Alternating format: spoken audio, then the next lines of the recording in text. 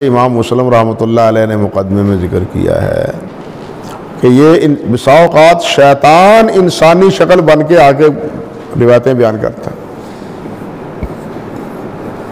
انسان شیطانی شکل بن کے آتا ہے، روایتیں بیان کرتا ہے، شیطانی شکل بن کے بزرگوں کے روپ دھار کر وہ کیا کرتا ہے؟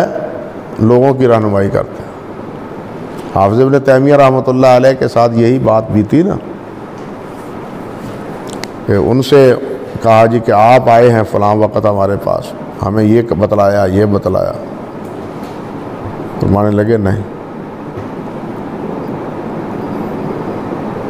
وہ شیطان تھا، میں تو اس وقت جیل میں تھا، میں کب آ گیا تمہارے پاس؟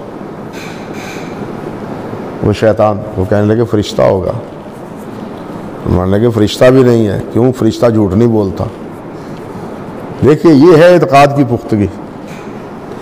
ہمارے صوفی تو ایسے بہک جاتے ہیں نا کشف اور الہام کے نام پر،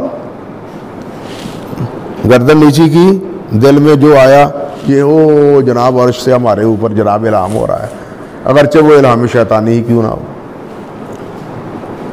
سمجھے یا نہیں بات؟ یہ چیز ہے پھونک پھونک کے اسی لیے چلنے کی، اور اسی چیز پر گمراہ ہوئے ہیں یہ صوفی حضرات ہمارے۔ تو اب دیکھیے حافظ ابن تیمیہ نے رحمۃ اللہ علیہ نے کتنی صاف گوئی سے کہا کہ نہیں وہ شیطان ہے، میری شکل میں تمہیں گمراہ کرنے کے لیے ہے، یا یہ کہ اگر وہ اچھی بات کہتا ہے تو وہ میری شکل میں میری عقیدت پیدا کرنے کے لیے آیا ہے۔ دیکھیے ایک دوسرا پہلو یہ میری عقیدت پیدا کرنے کے تمہارے دلوں میں وہ آیا ہے۔ تو یہ مجہور راوی ان سے یہ توقع ہے، اور ایسے راوی موجود ہے میزان میں بھی، بلکہ یہ کیا نام ہے العالی المصنوعہ میں بھی، ذیل العالی المصنوعہ میں بعض جگہ میں نے نشانات بھی لگائے ہیں کہ سند مجہول کہتے ہیں یا راوی کو مجہول کہتے ہیں، لیکن روایت کو کیا کہتے ہیں کہ یہ موضوع ہے۔